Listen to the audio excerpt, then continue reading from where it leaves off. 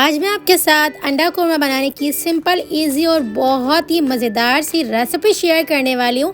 आपने इससे पहले कभी इस रेसिपी को ट्राई नहीं किया होगा। मेरी रेसिपी को एक बार ट्राई करेंगे तो आप हर बार इसी तरह के मेथड से मज़ेदार से अंडा कोरमा बनाकर रेडी करेंगी। कोई झटपट मज़ेदार से ये अंडा कोरमा बन के रेडी हो जाएंगे। बनाना कोई बेहद आसान है। मज़ेदार से इस अंडा कोरमा की रेसिपी को आपने एंड तक लाजमी से देखना है और रेसिपी अच्छी लगे तो रेसिपी को थम्स अप भी ज़रूर से देना है। तो चलें पर रेसिपी को स्टार्ट करते हैं।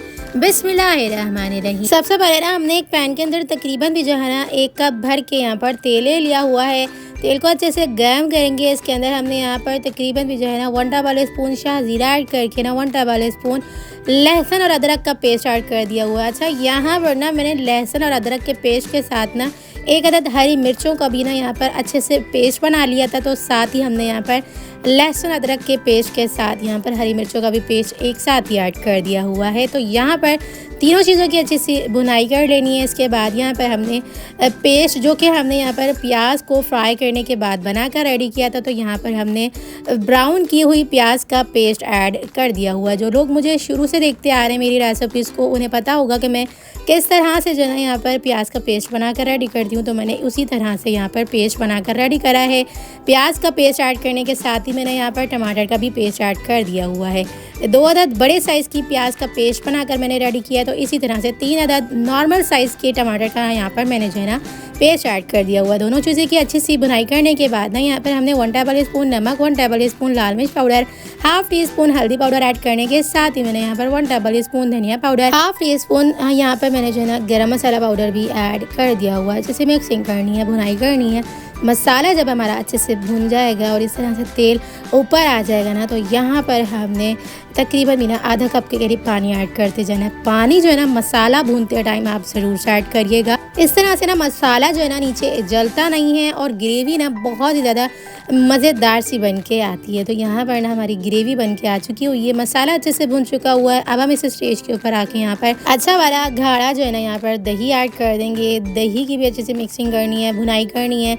दही जब हमारा जो है ना मसाले के अंदर अच्छे से मिक्स हो जाएगा, वेल कंबाइन हो जाएगा, तो इसे हमने ढक्कन बंद करके ना तकरीबन भी 10 से 12 मिनट के लिए कुक करना है, बिल्कुल मीडियम टू लो फ्लेम पे रख के, क्योंकि ये झटपट सी रेसिपी है ना, तो इसलिए हम सिर्फ और सिर्फ 10 से 12 मिनट के अंदर इस रेसिपी को बनाकर रेडी कर सकते हैं। यहाँ पर हमारा जो है मसाला अच्छे से भुन चुका हुआ है। ढक्कन बंद करके कुक करने से ना देख सकते हैं आप ग्रेवी कितनी अच्छे से बन के आ चुकी हुई है, तेल भी कितनी अच्छे से ऊपर आ चुका हुआ। तो मज़ेदार सा हमारा कोरमा टाइप जो है ना मज़ेदार सी ग्रेवी बन के रेडी हो चुकी हुई है। जब मसाला हमारा अच्छे से भुन जाएगा, ग्रेवी इस स्टेज पे आ जाएगी, तो यहाँ पर हमने बॉईल किए हुए अंडे ऐड कर देने हैं। तो यहाँ पर मैंने तकरीबन भी जो है ना 6 अदद अंडे को बॉईल करके यहाँ पर ऐड कर दिया हुआ है। अच्छा, यहाँ पर ना इस स्टेज पे आके हमने एक अच्छा सा फ्लेवर देने के लिए ना हाफ टी स्पून हाथ से मसल कर हमने यहाँ पर कसूरी मेथी ऐड कर देनी है। अच्छे से मिक्सिंग करेंगे। साथ ही हमने यहाँ पर चॉप किया हुआ हरा धनिया भी ऐड कर देना है। इस तरह से ना दोनों चीज़ों का फ्लेवर ना कोई बहुत ज़्यादा मज़ेदार सा आता है। ज़रूर से कसूरी मेथी जो है ना ऐड करिएगा। धनिया आप अपने हिसाब से ऐड कर सकते हैं, चाहें तो हरी मिर्चें भी कटिंग की हुई ऐड कर सकते हैं, लेकिन मैंने यहाँ पर सिर्फ और सिर्फ कसूरी मेथी और यहाँ पर धनिया ऐड कर दिया हुआ है। अच्छे से मिक्सिंग करेंगे। 3 से 4 मिनट तक ढक्कन बंद करके कुक कर लेंगे एक अच्छा सा फ्लेवर देने के लिए। तो इसी तरह से मज़ेदार से, झटपट से और बहुत ज़्यादा ईजी वे में हमारे जो है ना अंडा कोरमा का सालन बन के रेडी हो चुका हुआ है।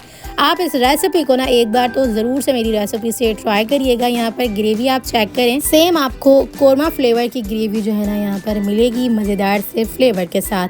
तो इस रेसिपी को आपने मेरी रेसिपी से ट्राई करते हुए अपना फीडबैक ज़रूर से देना है। आपको ये रेसिपी कैसी लगी?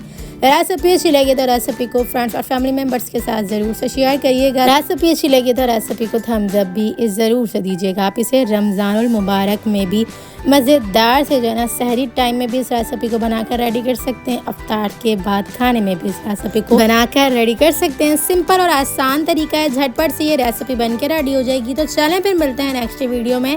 जब तक अपना ख्याल रखिएगा, मुझे दुआओं में याद रखिएगा। मिलते हैं नेक्स्ट वीडियो में बहुत ही आसान, सिंपल और यूनिक सी रेसिपी के साथ। अल्लाह हाफ़िज़।